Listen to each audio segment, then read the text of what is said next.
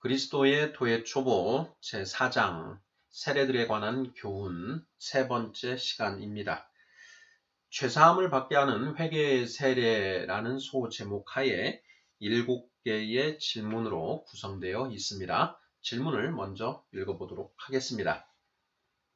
1번 마가복음 1장 4절과 누가복음 3장 3절은 세례 요한이 죄사함을 받게 하는 회개의 세례를 전파한다고 기록하고 있습니다. 세례 요한의 세례로 죄사함을 받을 수 있을까요? 없을까요? 2번 죄사함은 성부, 성자, 성령 하나님 중 어느 분이 하시는 일인가요? 3번 우리가 죄사함을 받을 수 있는 것은 어느 분의 공로로 인한 것인가요? 4번 요한복음 1장 31절은 세례 요한의 세례의 목적이 무엇이라고 기술하고 있나요?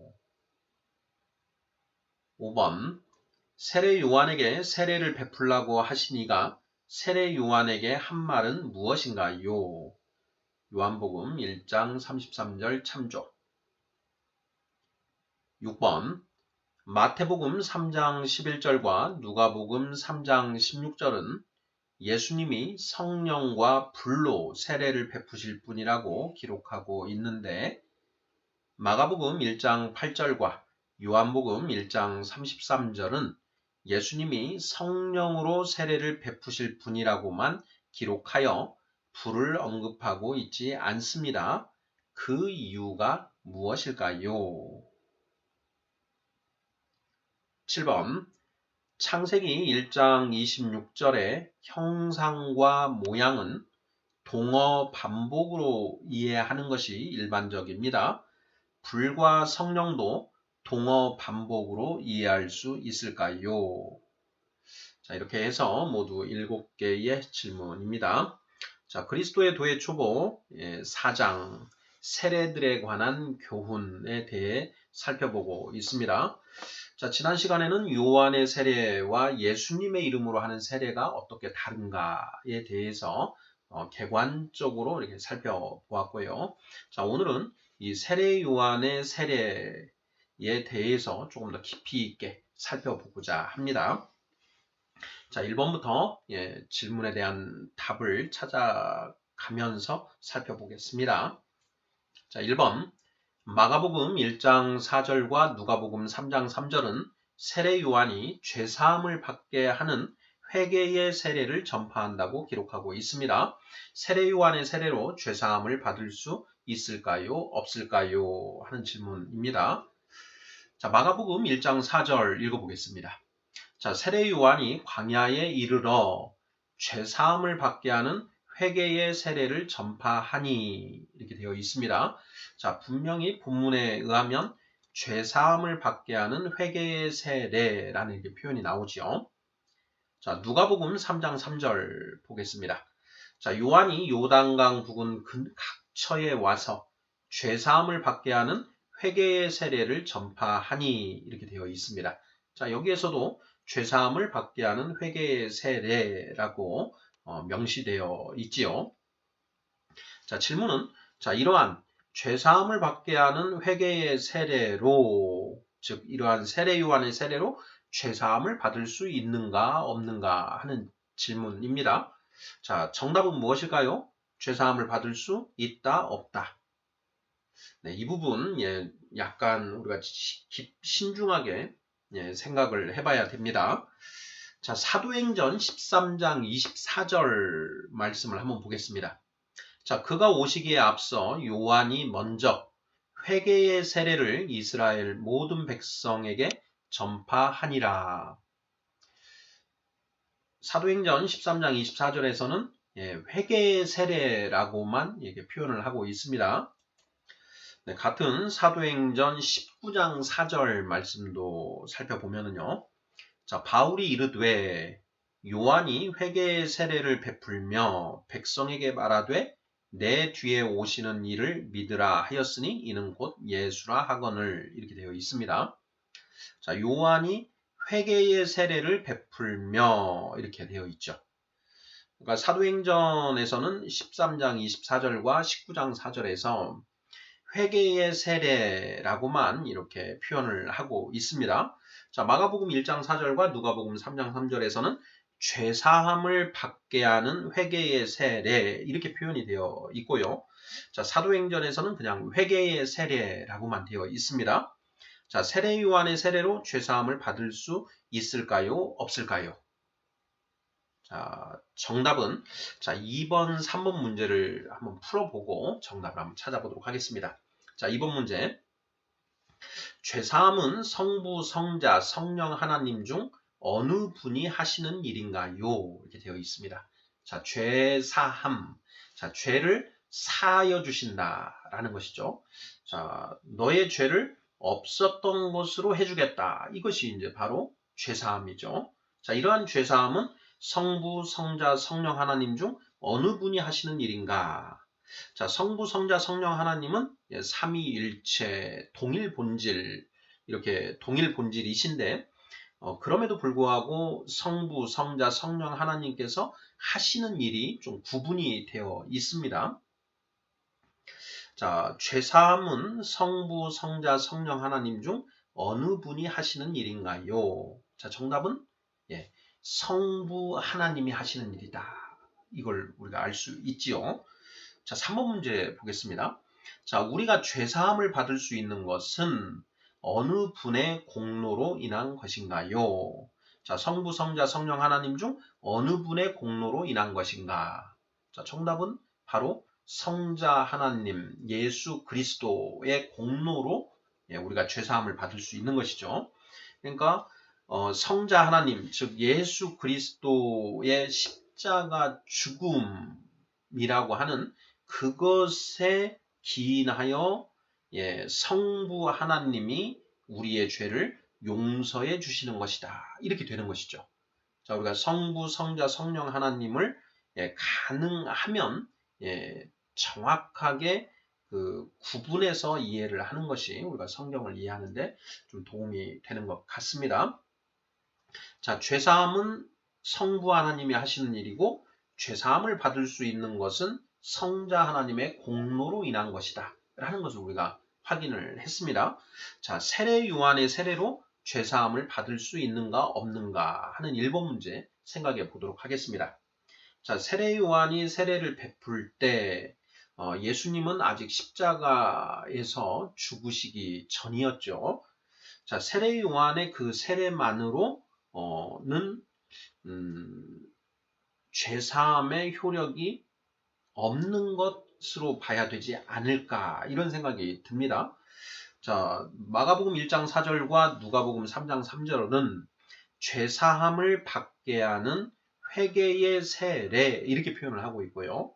자, 사도행전 13장 24절과 사도행전 19장 4절에서는 그냥 회개의 세례 이렇게 표현을 하고 있습니다. 세례 요한의 세례로 죄사함을 받을 수 있는가 없는가? 세례 요한의 세례는 세례 요한의 이름으로 베풀어지는 그런 세례인데 세례 요한은 회개를 촉구했다라는 것이죠. 세례 요한이 이 세상을 향해서 유대인들을 향해서 소리친 것은 회개하라 천국이 가까이 왔느니라 라고 하는 그런 외침이었습니다. 회개하라. 그러한 회개를 하는 의미에서 세례 요한이 세례를 베풀었다라는 것이죠. 그러한 회개만으로는 아직 죄사함의 효력은 없다 이렇게 봐야 되지 않을까 싶습니다. 죄사함은 예수 그리스도께서 십자가에서 죽으시고 그 죽으심으로 인해서 비로소 죄사함을 받을 수 있는 그 길이 열린 것이기 때문에 세례 요한의 세례만으로는 그 죄사함을 받을 수 없다 이렇게 이해를 하는 것이 맞지 않을까 싶습니다. 자, 세례 요한의 세례의 목표는 그 회개를 촉구하는 것이다. 회개. 사도행전 2장 38절 굉장히 중요한 말씀이죠. 베드로가 이르되 너희가 회개하여 주 예수 그리스도의 이름으로 세례를 받으라. 그리하면 너희가 죄사함을 받고 성령을 선물로 받으리니 이렇게 되어 있죠. 자, 예수 그리스도의 이름으로 세례를 받아야 죄사함을 받고 성령을 선물로 받을 수 있다라는 것이죠. 그래서 죄사함을 받기 위해서는 반드시 예수님의 이름으로 세례를 받아야 된다. 그리고 그 세례를 받기 전에 한 가지 전제 조건이 있죠. 회개하여라는 것이 있죠. 그래서 그 죄사함, 예수님의 그 죄사함의 세례를 받기 전에 세례 요한이 먼저 와서 회개의 세례를 베푼 것이다. 이렇게 이해를 하면 딱 맞지 않을까 이렇게 생각이 듭니다. 4번 문제 보겠습니다. 자, 요한복음 1장 31절은 세례 요한의 세례의 목적이 무엇이라고 기술하고 있나요? 하는 질문입니다. 자, 요한복음 1장 31절을 읽어보도록 하겠습니다. 나도 그를 알지 못하였으나 내가 와서 물로 세례를 베푸는 것은 그를 이스라엘에 나타내려 함이라 하니라. 한번 더 읽어보겠습니다. 나도 그를 알지 못하였으나 내가 와서 물로 세례를 베푸는 것은 그를 이스라엘에 나타내려 함이라 하니라. 자, 나는 누구이고 그는 누구인가요? 자, 나는 세례 요한이고 그는 예수님이시죠. 자, 나도 그를 알지 못하였으나 내가 와서 물로 세례를 베푸는 것은 그리스도를 이스라엘에 나타내려 하는 것이다. 이렇게 지금 진술을 하고 있는 것입니다. 자, 이 진술을 통해서 4번 문제. 요한복음 1장 31절은 세례 요한의 세례의 목적이 무엇이라고 기술하고 있나요? 자, 이 문제에 답을 해보면 예수 그리스도를 이스라엘에 나타내고자 함이라고 답을 할 수가 있는 것이죠. 자, 세례 요한의 세례는 회개를 촉구하는 그런 세례입니다. 회개를 인치는 세례다. 이렇게 이제 첫 번째 이해를 할 수가 있는 것이고, 세례 요한이 그렇게 세례를 베푼 이유 중에 하나, 두 번째 목적은 예수 그리스도를 이스라엘에 드러나게 하시기 위해서 세례를 베풀었다라는 것이죠. 자, 이것을 명확하게 하는 질문이 5번입니다. 세례 요한에게 세례를 베풀라고 하시니가 세례 요한에게 한 말은 무엇인가요? 자, 요한복음 1장 33절 참조 이렇게 되어 있습니다. 자, 읽어보겠습니다. 자, 나도 그를 알지 못하였으나 나를 보내어 물로 세례를 베풀라 하신 그이가 나에게 말씀하시되 성령이 내려서 누구 위에든지 머무는 것을 보거든 그가 곧 성령으로 세례를 베푸는 이인 줄 알라 하셨기에 이렇게 되어 있습니다. 자, 세례 요한이 나도 그리스도가 누구인지 모른다. 자, 나를 보내서 물로 세례를 베풀라고 하신 그분이 나에게 말씀하시기를 자, 성령이 내려서 누구 위에든지 머무는 것을 보거든 그 사람이 곧 성령으로 세례를 베푸는 이인 줄 알라. 이렇게 말씀하셨다라는 것이죠. 바로 이러한 방법으로 그리스도를 이스라엘에 나타내는 것이죠.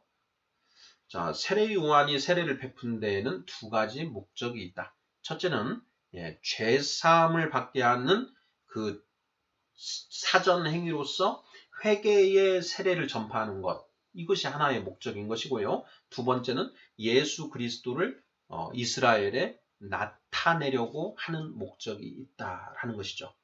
그래서 이 요한복음 1장 33절에서 세례 요한에게 물 세례를 하라고 명하신 그분이 이런 얘기를 세례 요한에게 했다라는 것이죠. 자, 네가 그렇게 회개의 세례를 베푸는데 자, 너가 세례를 베풀다가 그 세례를 받은 사람 중에 성령이 내려서 머무는 자가 있을 것이다. 바로 그분이 너 뒤에 오셔서 성령으로 세례를 베푸실 분이다. 이렇게 이야기했다라는 것을 지금 세례 요한이 만천하에 이야기하고 있는 대목인 것이지요. 자, 5번까지 살펴봤고요. 이제 6번 보도록 하겠습니다. 자, 마태복음 3장 11절과 누가복음 3장 16절은 예수님이 성령과 불로 세례를 베푸실 분이라고 기록하고 있는데, 마가복음 1장 8절과 요한복음 1장 33절은 예수님이 성령으로 세례를 베푸실 분이라고만 기록하여 불을 언급하고 있지 않습니다. 그 이유가 무엇일까요? 하는 질문입니다. 자, 마태복음 3장 11절 읽어보겠습니다. 자, 나는 너희로 회개하게 하기 위하여 물로 세례를 베풀거니와 내 뒤에 오시는 이는 나보다 능력이 많으시니 나는 그의 신을 들기도 감당하지 못하겠노라. 그는 성령과 불로 너희에게 세례를 베푸실 것이요. 이렇게 되어 있습니다. 자, 나는 세례 요한이죠. 나는 너희로 회개하게 하기 위하여 물로 세례를 베풀거니와, 바로 여기에 우리 1번 문제에 대한 답이 있는 것이죠. 자, 세례 요한이 베푸는 세례는 회개하게 하기 위하여 베푸는 세례다. 예. 그 세례 자체에는 아직 죄사함의 효력은 없다라는 것이죠. 자, 나는 물로 세례를 베풀거니와 내 뒤에 오시는 이는 나보다 능력이 많으시니 나는 그의 신을 들기도 감당하지 못하겠노라. 그는 성령과 불로 너희에게 세례를 베푸실 것이요. 이렇게 되어 있습니다. 성령과 불로 세례를 베푸실 것이다. 그는 누구인가? 예수 그리스도이시죠. 예수님이십니다. 자, 예수님은 너희에게 성령과 불로 세례를 베푸실 것이다. 이렇게 되어 있는 것이죠. 자, 그 다음 누가복음 3장 16절 보겠습니다. 자, 요한이 모든 사람에게 대답하여 이르되 나는 물로 너희에게 세례를 베풀거니와 나보다 능력이 많으신 이가 오시나니 나는 그의 신발끈을 풀기도 감당하지 못하겠노라. 그는 성령과 불로 너희에게 세례를 베푸실 것이요. 자, 이렇게 되어 있습니다. 여기도 예수님이 성령과 불로 세례를 베푸실 것이다. 이렇게 분명히 쓰고 있습니다. 자, 그런데 자, 마가복음 1장 8절 보면은요. 자, 나는 너희에게 물로 세례를 베풀었거니와 그는 너희에게 성령으로 세례를 베푸시리라. 이렇게 되어 있습니다. 자, 마가복음, 누가복음, 마태복음. 이것은 이제 공관복음으로 지금 이 세례 요한의 진술이 병행 구절로 되어 있죠. 자, 각자 이 기록자가 다르고 하다 보니 조금씩 표현이 다릅니다. 자, 이렇게 다른 표현을 통해서 우리가 그 말씀을 좀 더 정확하게 이해할 수 있는 그런 이제 그 토대를 제공해 준다. 이렇게 이제 우리가 이해를 하면 되는데요. 자, 마가복음에서는 그냥 성령만 언급을 하고 있고 불은 언급하고 있지 않다라는 것입니다. 그는 너희에게 성령으로 세례를 베푸시리라 이렇게 되어 있고요. 자, 요한복음 1장 33절 우리가 5번 문제에서 이미 살펴봤는데요. 자, 거기에서 다시 한번 읽어보면요. 자, 성령이 내려서 누구 위에든지 머무는 것을 보거든 그가 곧 성령으로 세례를 베푸는 이인 줄 알라 하셨기에 이렇게 되어 있습니다. 자, 여기도 불은 없고 그냥 성령만 언급이 되어 있지요. 예. 자, 이렇게 자, 마태복음과 누가복음에서는 불과 성령 이렇게 불과 성령과 불로 세례를 베푸실 분이다. 이렇게 표현하고 있는데 자, 마가복음과 요한복음에는 자, 성령으로 세례를 베푸실 분이다. 이렇게 해서 불이 언급되어 있지 않다. 자, 그 이유가 무엇일까 하는 그런 질문입니다. 자, 우리 성도님들께서는 자, 왜 불이 언급되지 않았을까? 그 이유가 무엇이라고 생각하시는지요? 자, 그 답을 한번 생각해 보기 위해서 7번 문제를 한번 풀어보도록 하겠습니다. 7번. 창세기 1장 26절의 형상과 모양은 동어 반복으로 이해하는 것이 일반적입니다. 자, 불과 성령도 동어 반복으로 이해할 수 있을까요? 하는 질문입니다. 자, 창세기 1장 26절 읽어보겠습니다. 하나님이 이르시되 우리의 형상을 따라 우리의 모양대로 우리가 사람을 만들고 그들로 바다의 물고기와 하늘의 새와 가축과 온 땅과 땅에 기는 모든 것을 다스리게 하자 하시고 이렇게 되어 있죠. 자, 여기에서 하나님이 이르시되 우리의 형상을 따라 우리의 모양대로 이렇게 되어 있습니다. 자, 여기에 우리는 성부, 성자, 성령 삼위의 하나님을 이제 표현해서 우리라고 이제 표현한 것이다. 이것이 이제 뭐 공이 그 일반적으로 이해되는 그런 것이고요. 여기에 보면 우리의 형상을 따라 우리의 모양대로 이렇게 되어 있습니다. 자, 여기에 우리의 형상은 무엇이고 우리의 모양은 무엇인가? 이 형상과 모양이 각각 무엇을 뜻하는가? 이런 부분이 이제 또 의문의 대상이지요. 자, 이와 관련해서 자, 하나님은 영이시다. 영이시고 어떤 이제 이런 육신의 모습을 가지고 계시지 않다. 이렇게 이제 성경은 이야기하고 있기 때문에 자, 여기에 형상과 모양은 그 동어 반복이다. 이렇게들 일반적으로 이해를 하고 있습니다. 자, 불과 성령도 이러한 동어 반복으로 이해할 수 있는 것인가 하는 그런 질문입니다. 우리 성도님들 어떻게 생각하시나요?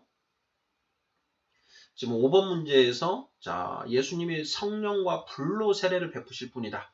이렇게 표현을 하기도 하고 성령으로 세례를 베푸실 분이다. 이렇게도 표현을 하는데 자, 불이 왜 빠진 것일까? 이것과 관련되는 그런 질문입니다. 자, 성령과 불로 세례를 베푸신다 할 때 그 성령은 어떤 의미이고 불은 어떤 의미일까 하는 우리가 지난 시간이었나요? 이제 불의 의미가 무엇인가 하는 부분도 이제 우리가 살펴봤습니다. 4장 첫 번째 우리가 개관할 때 자, 불은 뜨겁다는 의미인가요? 밝다는 의미인가요? 이렇게 살펴보면서 자, 곧 하나님은 빛이시라. 그에게는 어둠이 조금도 없으시다는 것이니라. 요한일서 1장 5절을 기초로 해서 이 불은 밝다는 의미로 이렇게 우리가 살펴봤었는데요. 자, 성령과 불로 세례를 베푸신다. 여기에서 또 다른 견해도 있을 수 있습니다. 그래서 그러한 부분을 좀 살펴보고자 하는데요. 자, 요한일서 1장 5절. 자, 하나님은 빛이시라. 그에게는 어둠이 조금도 없으시다는 것이니라. 하나님은 빛이시다. 그래서 여기에 불의 이 빛이신 하나님, 빛을 의미한다. 라고 이제 이해를 하는 견해가 하나가 있을 수 있고요. 자, 또 하나는 그 하나님은 소멸하시는 불이시다. 라고 할 때 이 소멸하는 불로 이해하는 견해도 있습니다. 그래서 이 두 가지 견해, 그러니까 그 빛의 불을 의미한다, 이 소멸하는 불을 의미한다 라고 하는 이 두 가지로 나누어서 우리가 한번 생각을 해보면 좋지 않을까 싶습니다. 먼저 이제 첫 번째, 자, 환한 빛의 의미로 불과 성령으로 세례를 베푼다 할 때 그 불을 이 환한 빛의 의미로 이해하는 첫 번째 입장을 좀 보면은요.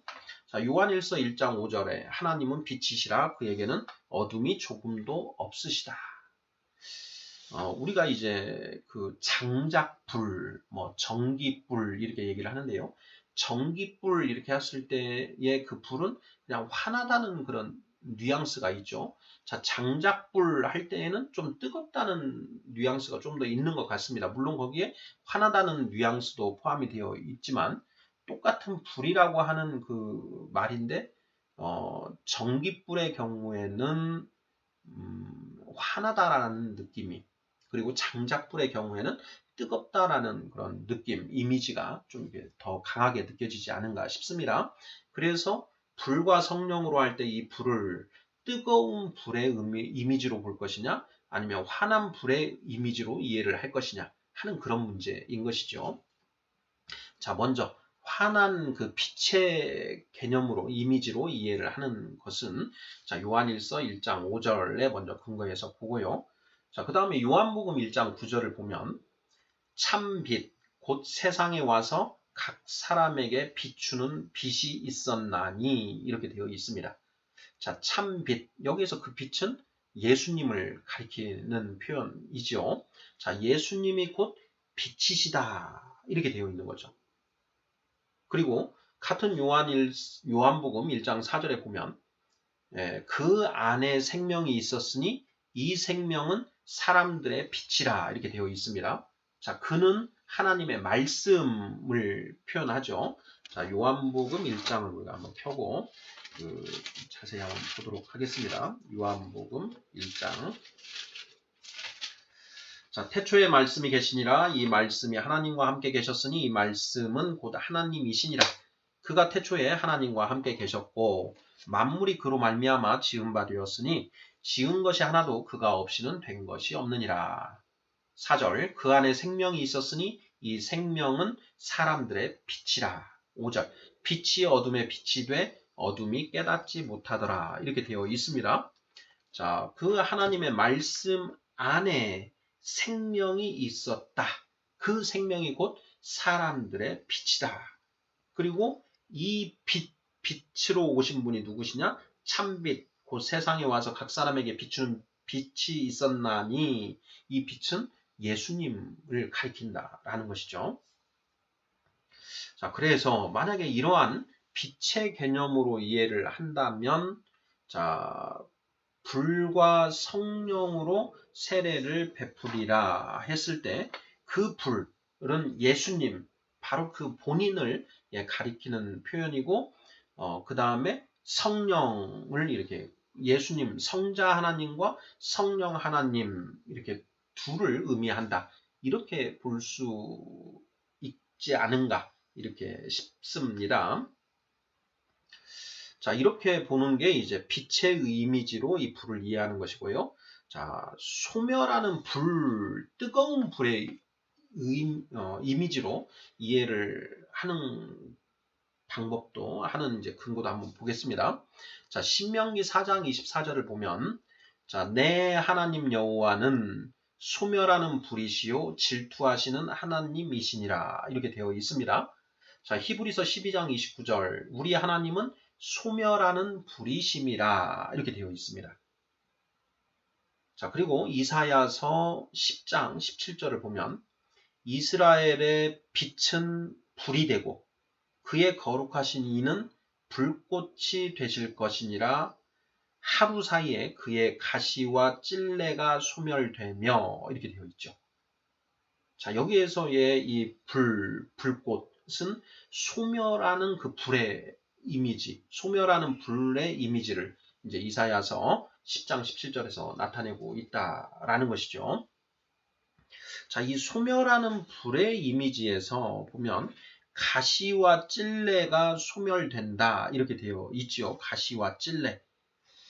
우리가 예수님의 이름으로 이제 세례를 받게 되면 기존에 우리가 가지고 있던 죄가 사함을 받는다. 그러니까 기존에 우리가 지었던 죄들이 소멸된다라는 그런 의미도 우리가 생각해 볼 수가 있지요. 그리고 세례 요한의 회개의 세례에는 죄사함의 효력이 없는데 자, 예수님의 이름으로 받는 그 세례에는 이 죄사함의 효력이 있다라는 것이죠. 사도행전 2장 38절 너희가 회개하여 주 예수 그리스도의 이름으로 세례를 받으라. 그리하면 죄사함을 받고 죄가 소멸되고 기존에 우리가 지었던 그 죄가 불타서 없어지고 이런 뉘앙스를 우리가 느낄 수 있다는 것이죠. 죄사함을 받고 성령을 선물로 받으리니 이렇게 이어집니다. 그래서 자, 그 세례 요한이 나는 물로 세례를 베풀었거니와 내 뒤에 오실 분은 불과 성령과 불로 세례를 베푸실 것이다. 이렇게 이야기를 했을 때, 그 불은 우리의 죄를 사하는 그런 의미, 그래서 우리의 죄를 소멸시키는 그런 뜨거운 불의 의미, 그리고 성령을 우리가 받게 되는 것, 이걸 이제 의미한다. 이렇게 이해를 할 수도 있다라는 것입니다. 그래서 이 불을 빛의 이미지로 보느냐, 그리고 이 뜨거운 그 불의 이미지로 보느냐, 이렇게 이제 입장이 나뉠 수 있다라는 것입니다. 자, 빛의 이미지에서도 이렇게 보면 그 하나님은 빛이시라 그에게는 어둠이 조금도 없으시다. 자, 빛이 임하면 어둠이 물러가게 되어 있죠. 예. 그런 의미에서도 그 빛의 이미지의 불로 보더라도 그 빛이 비치심으로써 죄가 물러가는 이런 이미지도 충분히 이렇게 그려볼 수가 있습니다. 그러면 우리는 그 둘 중에 어떤 것을 취하는 게 맞을까 하는 부분이 이제 되는데요. 둘 다 생각을 하는 것도 가능하다라는 생각이 듭니다. 빛의 이미지로서의 불, 그리고 이 소멸하는 뜨거운 불의 이미지, 이 두 가지가 모두 다 있다. 이렇게 보는 그런 것도 뭐 가능하지 않을까 이런 생각이 듭니다. 우리 성도님들께서는 어떤 게 맞을 것 같습니까? 그러니까 환한 빛의 이미지로서의 불이다. 뜨거운 불, 소멸하는 불의 이미지로서의 불이다. 그 두 가지를 모두 포함하고 있다. 자, 어느 것으로 보는 게 맞을까요? 이제 우리가 성경 말씀을 이해할 때 그 본문의 의미는 명확하게 정답은 하나인 거거든요. 그래서 좀 그 부분을 좀 우리가 잘 생각해 볼 필요가 있습니다. 자, 불과 성령으로 세례를 베푸신다. 자, 그럼 불을 생략하는 이유가 무엇일까? 성령과 불이 같은 동어 반복이기 때문일까? 자, 성령, 하나님은 빛이시라. 만약에 동어 반복의 개념이라고 한다면은 이제 그 빛의 이미지가 좀 더 강하다. 이렇게 볼 수 있는 것 같습니다. 쉽지 않은 그런 내용인데요. 우리가 이 세례들에 관한 교훈을 계속 살펴가면서 최종적으로 우리가 좀 이해가 더 깊어지면 이에 대한 결론을 좀 내려볼 수 있지 않을까 이런 생각이 듭니다. 자, 그리스도의 도의 초보 제4장 세례들에 관한 교훈 세 번째 순서로 죄사함을 받게 하는 회개의 세례라는 소제목하에 7개의 문제를 살펴보았습니다. 자, 세례 요한이 베푼 세례를 성경에서는 죄사함을 받게 하는 회개의 세례 또는 짧게 해서 그냥 회개의 세례 이렇게 표현을 하고 있는데, 자, 세례 요한의 이름으로 받는 그 세례를 통해서 죄사함의 효과가 있는가 없는가 하는 부분 우리가 살펴보았고요. 자, 예수님이 불과 성령으로 세례를 베푸신다. 그냥 또 단순히 성령으로 세례를 베푸실 뿐이다. 이렇게 언급을 하고 있는데, 여기에서 불이 생략된 이유가 무엇인가? 그 불은 환하다는 의미의 빛으로서의 불을 말하는가? 아니면 소멸하는 불, 뜨거운 불의 이미지를 가지는 것인가? 하는 부분들 살펴보았습니다. 아멘.